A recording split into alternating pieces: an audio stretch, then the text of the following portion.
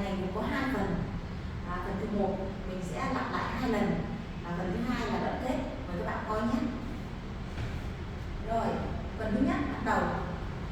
1, 2, 3, 4, 5, 6, 7, 8. 2, 2, 3, 4, 5, 6, 7, 8.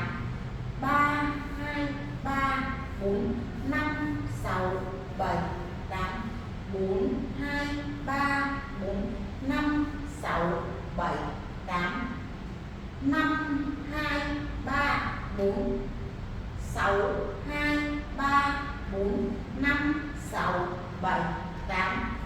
7, 2, 3, 4, 5, 6, 7, 8.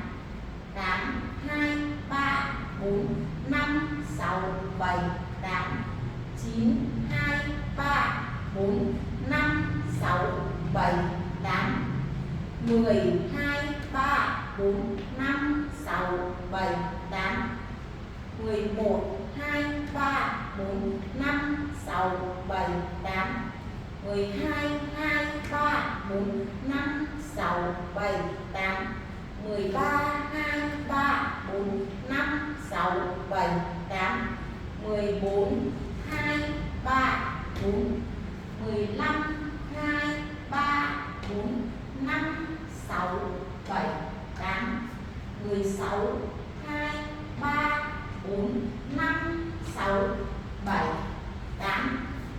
17, 2, 3, 4, 5, 6, 7, 8. 18, 2, 3, 4, 5, 6, 7, 8. 19, 2, 3, 4, 5, 6, 7, 8. 20, 2, 3, 4, 5, 6, 7, 8. 21, 2, 3, 4, 5, 6, 7, 8. 22, 2, 3, 4, 5, 6, 7, 8. 23, 2, 3, 4. Như vậy phần 1 sẽ có 23 tổ hợp.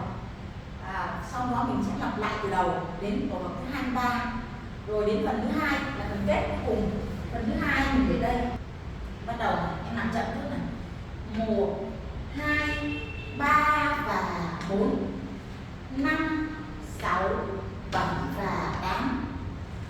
2, 2, 3, 4, 5, 6, 7, 8. 3, 2, 3 và 4. 5, 6, 7 và 8. 4, 2, 3, 4, 5, 6, 7, 8. 5, 2, 3, 4, 5, 6, 7, 8. 6, 2, 3, 4, 5, 6, 7, 8. 7, 2, 3, 4. Em lặp lại phần thứ 2 nhanh hơn một chút. Bắt đầu nào. 1, 2, 3 và 4. 5, 6, 7 và 8. 2, 2, 3, 4, 5, 6, 7, 8. 3, 2, 3 và 4. 5, 6, 7 và 8. 4, 2, 3, 4, 5, 6, 7, 8.